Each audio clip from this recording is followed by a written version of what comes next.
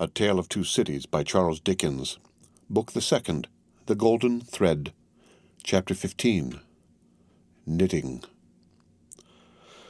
There had been earlier drinking than usual in the wine-shop of Monsieur Defarge. As early as 6 o'clock in the morning, sallow faces peeping through its barred windows had descried other faces within, bending over measures of wine. Monsieur Defarge sold a very thin wine at the best of times, but it would seem to have been an unusually thin wine that he sold at this time. A sour wine, moreover, or a souring, for its influence on the mood of those who drank it was to make them gloomy. No vivacious bacchanalian flame leaped out of the pressed grape of Monsieur Defarge, but a smouldering fire that burnt in the dark lay hidden in the dregs of it. This had been the third morning in succession on which there had been early drinking at the wine-shop of Monsieur Defarge. It had begun on Monday, and here was Wednesday come. There had been more of early brooding than drinking, for many men had listened and whispered and slunk about there from the time of the opening of the door, who could not have laid a piece of money on the counter to save their souls. These were to the full as interested in the place, however, as if they could have commanded whole barrels of wine, and they glided from seat to seat, and from corner to corner, swallowing talk in lieu of drink with greedy looks. Notwithstanding an unusual flow of company, the master of the wine-shop was not visible. He was not missed, for nobody who crossed the threshold looked for him, nobody asked for him, nobody wondered to see only Madame Defarge in her seat, presiding over the distribution of wine with a bowl of battered small coins before her, as much defaced and beaten out of their original impress as the small coinage of humanity from whose ragged pockets they had come. A suspended interest and a prevalent absence of mind were perhaps observed by the spies who looked in at the wine-shop as they looked in at every place, high and low, from the king's palace to the criminal's jail. Games at cards languished. Players at dominoes musingly built towers with them. Drinkers drew figures on the tables with spilt drops of wine. Madame Defarge herself picked out the pattern on her sleeve with her toothpick, and saw and heard something inaudible and invisible a long way off. Thus St. Antoine in this vinous feature of his until midday. It was high noontide when two dusty men passed through his streets and under his swinging lamps, of whom one was Monsieur Defarge, the other a mender of roads in a blue cap. Adust and athirst, the two entered the wine-shop. Their arrival had lighted a kind of fire in the breast of St. Antoine, fast spreading as they came along, which stirred and flickered in flames of faces at most doors and windows. Yet no one had followed them, and no man spoke when they entered the wine-shop, though the eyes of every man there were turned upon them. "Good day, gentlemen," said Monsieur Defarge. It may have been a signal for loosening the general tongue. It elicited an answering chorus of "Good day." "It is bad weather, gentlemen," said Defarge, shaking his head, upon which every man looked at his neighbour and then cast down their eyes and sat silent, except one man who got up and went out. "My wife," said Defarge aloud, addressing Madame Defarge, "I have travelled certain leagues with this good mender of roads called Jacques. I met him by accident, a day and a half's journey out of Paris.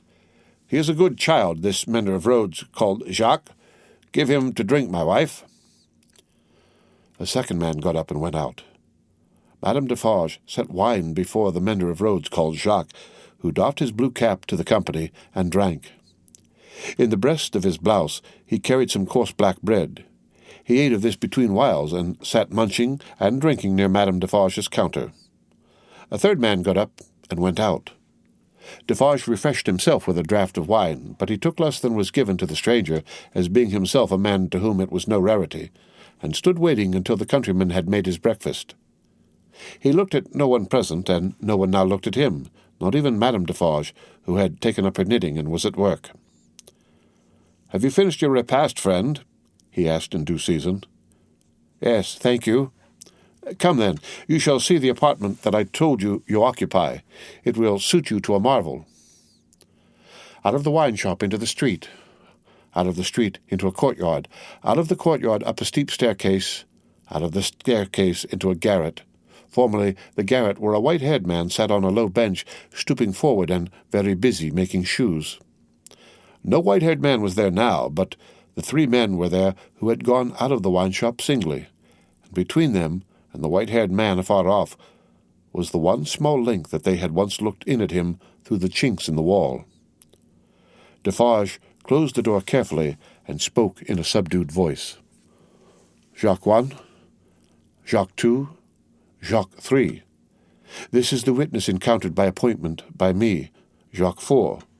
He will tell you all. Speak, Jacques 5. The mender of roads, blue cap in hand, wiped his swarthy forehead with it and said, "Where shall I commence, monsieur?" "Commence," was Monsieur Defarge's not unreasonable reply, "at the commencement." "I saw him then, messieurs," began the mender of roads, "a year ago this running summer, underneath the carriage of the Marquis, hanging by the chain. Behold the manner of it. I, leaving my work on the road, the sun going to bed, the carriage of the Marquis slowly ascending the hill, he hanging by the chain like this." Again, the mender of roads went through the whole performance, in which he ought to have been perfect by that time, seeing that it had been the infallible resource and indispensable entertainment of his village during a whole year. Jacques 1 struck in, and asked if he had ever seen the man before. "Never," answered the mender of roads, recovering his perpendicular. Jacques 3 demanded how he afterwards recognized him then.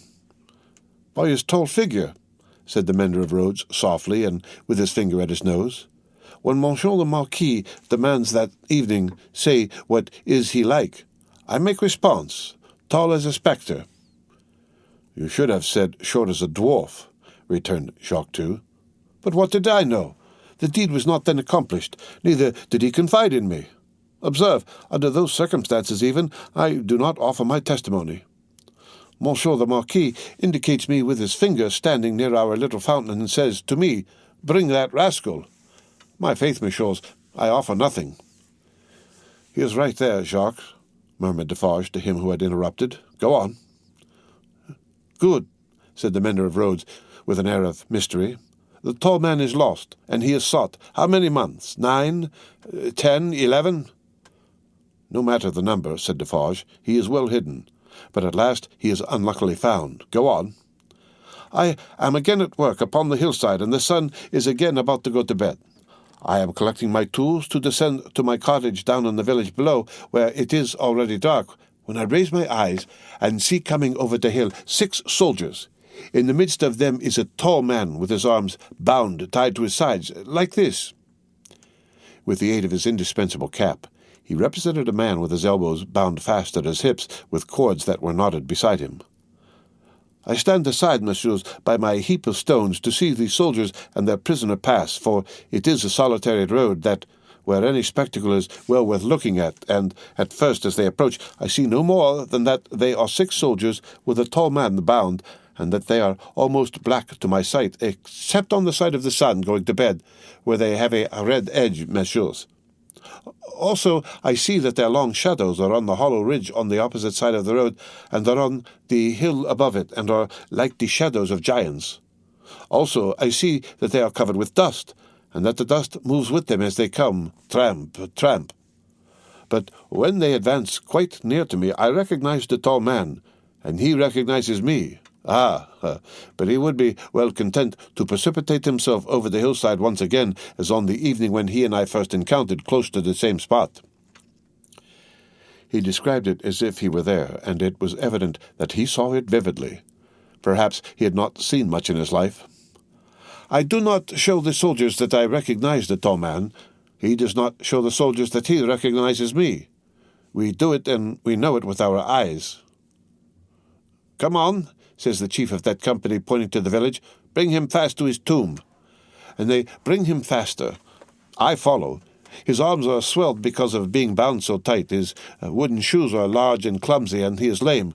Because he is lame and consequently slow, they drive him with their guns, like this."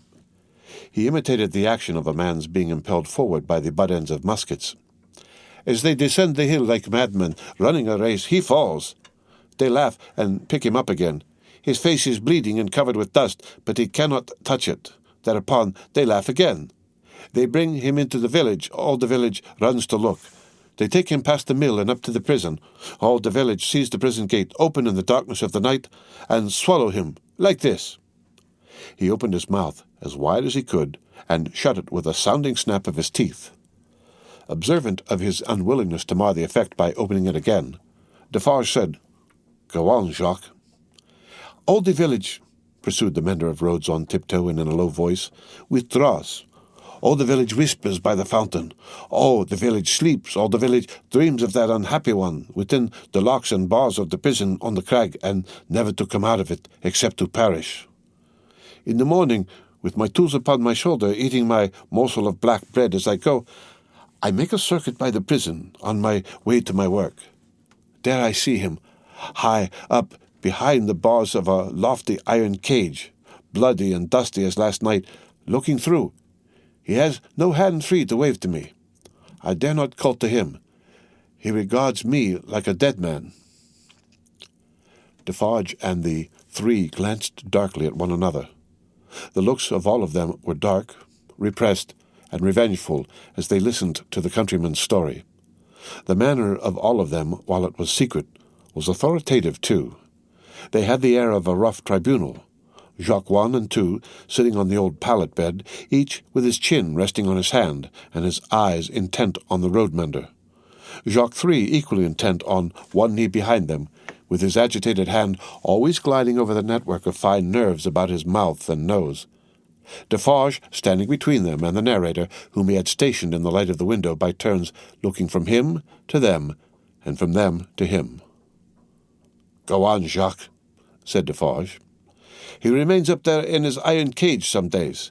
The village looks at him by stealth, for it is afraid. But it always looks up from a distance at the prison on the crag, and in the evening, when the work of the day is achieved, and it assembles to gossip at the fountain, all faces are turned towards the prison. Formerly they were turned towards the posting-house. Now they are turned towards the prison. They whisper at the fountain that although condemned to death he will not be executed. They say that petitions have been presented in Paris, showing that he was enraged and made mad by the death of his child. They say that a petition has been presented to the king himself. What do I know? It is possible, perhaps yes, perhaps no." "Listen then, Jacques," number 1 of that name sternly interposed. "Know that a petition was presented to the king and queen. All here yourself excepted saw the king take it, in his carriage, in the street, sitting beside the queen. It is Defarge, whom you see here, who at the hazard of his life darted out before the horses with the petition in his hand. And once again listen, Jacques," said the kneeling number 3, his fingers ever wandering over and over those fine nerves with a strikingly greedy air, as if he hungered for something that was neither food nor drink. "The guard, horse and foot, surrounded the petitioner and struck him blows. You hear?" "I hear, messieurs." "Go on, then," said Defarge. "Again, on the other hand, they whisper at the fountain," resumed the countryman, "that he is brought down into our country to be executed on the spot, and that he will very certainly be executed. They even whisper that because he has slain Monseigneur, and because Monseigneur was the father of his tenants, serfs, what you will, he will be executed as a parricide. One old man says at the fountain that his right hand, armed with the knife, will be burnt off before his face, that into wounds which will be made in his arms, his breast, and his legs, there will be poured boiling oil, melted lead, hot resin, wax, and sulphur. Finally, that he will be torn limb from limb by 4 strong horses. That old man says all this was actually done to a prisoner who made an attempt on the life of the late King, Louis XV. But how do I know if he lies? I am not a scholar." "Listen once again, then, Jacques," said the man with the restless hand and the craving air. "The name of that prisoner was Damien, and it was all done in open day in the open streets of this city of Paris, and nothing was more noticed in the vast concourse that saw it done than the crowd of ladies of quality and fashion who were fun of eager attention to the last. To the last, Jacques, prolonged until nightfall, when he had lost 2 legs and an arm and still breathed. And it was done. Why? How old are you?" 35, said the mender of roads, who looked 60. "It was done when you were more than 10 years old. You might have seen it." "Enough," said Defarge, with grim impatience. "Long live the devil. Go on." "Well, some whisper this, some whisper that. They speak of nothing else. Even the fountain appears to fall to that tune. At length, on Sunday night, when all the village is asleep, come soldiers winding down from the prison, and their guns ring on the stones of the little street. Workmen dig, workmen hammer, soldiers laugh and sing. In the morning, by the fountain, there is raised a gallows 40 feet high, poisoning the water." The mender of roads looked through rather than at the low ceiling, and pointed as if he saw the gallows somewhere in the sky. "All work is stopped. All assembled there. Nobody leads the cows out. The cows are there with the rest. At midday, the roll of drums. Soldiers have marched into the prison in the night, and he is in the midst of many soldiers. He is bound as before, and in his mouth there is a gag tied so with a tight string, making him look almost as if he laughed." He suggested it by creasing his face with his 2 thumbs from the corners of his mouth to his ears. "On the top of the gallows is fixed the knife, blade upwards with its point in the air. He is hanged there 40 feet high, and is left hanging, poisoning the water." They looked at one another as he used his blue cap to wipe his face, on which the perspiration had started afresh while he recalled the spectacle. "It is frightful, messieurs. How can the women and the children draw water? Who can gossip of an evening under that shadow? Under it, have I said? When I left the village Monday evening as the sun was going to bed and looked back from the hill, the shadow struck across the church, across the mill, across the prison, seemed to strike across the earth, messieurs, to where the sky rests upon it." The hungry man gnawed one of his fingers as he looked at the other 3, and his finger quivered with the craving that was on him.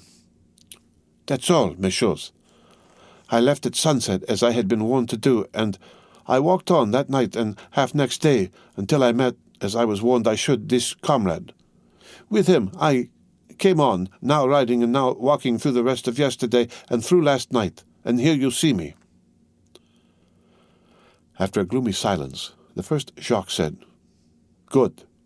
You have acted and recounted faithfully. Will you wait for us a little outside the door?"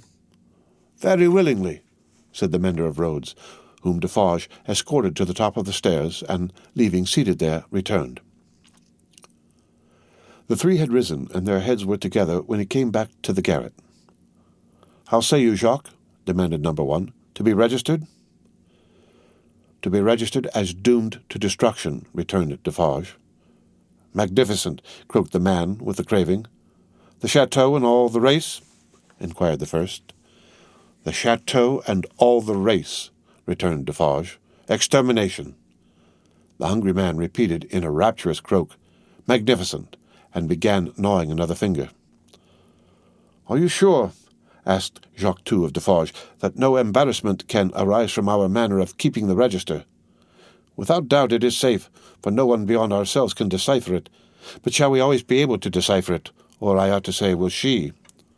"Jacques," returned Defarge, drawing himself up, "if Madame my wife undertook to keep the register in her memory alone, she would not lose a word of it, not a syllable of it. Knitted in her own stitches and her own symbols, it will always be as plain to her as the sun. Confide in Madame Defarge. It would be easier for the weakest poltroon that lives to erase himself from existence than to erase one letter of his name or crimes from the knitted register of Madame Defarge." There was a murmur of confidence and approval, and then the man who hungered asked, "Is this rustic to be sent back soon?" "I hope so. He is very simple. Is he not a little dangerous?" "He knows nothing," said Defarge, "at least nothing more than would easily elevate himself to a gallows of the same height. I charge myself with him. Let him remain with me. I will take care of him, and set him on his road. He wishes to see the fine world, the king, the queen, and court. Let him see them on Sunday." "What?" exclaimed the hungry man, staring. "Is it a good sign that he wishes to see royalty and nobility?" "Jacques," said Defarge, "judiciously show a cat milk if you wish her to thirst for it. Judiciously show a dog his natural prey if you wish him to bring it down one day." Nothing more was said, and the mender of roads, being found already dozing out on the topmost stair, was advised to lay himself down on the pallet bed and take some rest. He needed no persuasion, and was soon asleep. Worse quarters than Defarge's wine-shop could easily have been found in Paris for a provincial slave of that degree. Save for a mysterious dread of Madame by which he was constantly haunted, his life was very new and agreeable. But Madame sat all day at her counter, so expressly unconscious of him, and so particularly determined not to perceive that his being there had any connection with anything below the surface, that he shook in his wooden shoes whenever his eye lighted on her. For he contended with himself that it was impossible to foresee what that lady might pretend next, and he felt assured that if she should take it into her brightly ornamented head to pretend that she had seen him do a murder, and afterwards flay the victim, she would infallibly go through with it until the play was played out. Therefore, when Sunday came, the mender of roads was not enchanted, though he said he was, to find that Madame was to accompany Monsieur and himself to Versailles. It was additionally disconcerting to have Madame knitting all the way there in a public conveyance. It was additionally disconcerting yet to have Madame in the crowd in the afternoon, still with her knitting in her hands, as the crowd waited to see the carriage of the King and Queen. "You work hard, Madame," said a man near her. "Yes," answered Madame Defarge. "I have a good deal to do." "What do you make, Madame?" "Many things." "For instance?" "For instance," returned Madame Defarge composedly, "shrouds." The man moved a little further away as soon as he could, and the mender of roads fanned himself with his blue cap, feeling it mightily close and oppressive. If he needed a king and queen to restore him, he was fortunate in having his remedy at hand, for soon the large-faced king and the fair-faced queen came in their golden coach, attended by the shining bull's-eye of their court, a glittering multitude of laughing ladies and fine lords, and in jewels and silks and powder and splendor and elegantly spurning figures and handsomely disdainful faces of both sexes, the mender of roads bathed himself so much to his temporary intoxication that he cried, "Long live the king! Long live the queen! Long live everybody and everything!" as if he had never heard of ubiquitous Jacques in his time. Then there were gardens, courtyards, terraces, fountains, green banks, more king and queen, more bull's-eye, more lords and ladies, more long live they all, until he absolutely wept with sentiment. During the whole of this scene, which lasted some 3 hours, he had plenty of shouting and weeping and sentimental company, and throughout Defarge held him by the collar as if to restrain him from flying at the objects of his brief devotion and tearing them to pieces. "Bravo!" said Defarge, clapping him on the back when it was over like a patron. "You are a good boy." The mender of roads was now coming to himself, and was mistrustful of having made a mistake in his late demonstrations. But no. "You are the fellow we want," said Defarge in his ear. "You make these fools believe that it will last forever. Then they are the most insolent, and it is the nearer ended." "Hey!" cried the mender of roads reflectively. "That's true." "These fools know nothing. While they despise your breath and would stop it for ever and ever in you or in 100 like you rather than in one of their own horses or dogs, they only know what your breath tells them. Let it deceive them, then, a little longer. It cannot deceive them too much." Madame Defarge looked superciliously at the client, and nodded in confirmation. "As to you," said she, "you would shout and shed tears for anything, if it made a show and a noise, say, would you not?" "Truly, madam, I think so, for the moment. If you were shown a great heap of dolls, and were set upon them to pluck them to pieces, and to spoil them for your own advantage, you would pick out the richest and gayest. Say, would you not?" "Truly, yes, madam." "Yes, and if you were shown a flock of birds unable to fly, and were set upon them to strip them of their feathers for your own advantage, you would set upon the birds of the finest feathers, would you not?" "It is true, madam." "You have seen both dolls and birds to-day," said Madame Defarge, with a wave of her hand towards the place where they had last been apparent. "Now, go home." The end of Book the Second, The Golden Thread, Chapter 15. Read by Rick Kistner for Lit2Go on the web at fcit.usf.edu.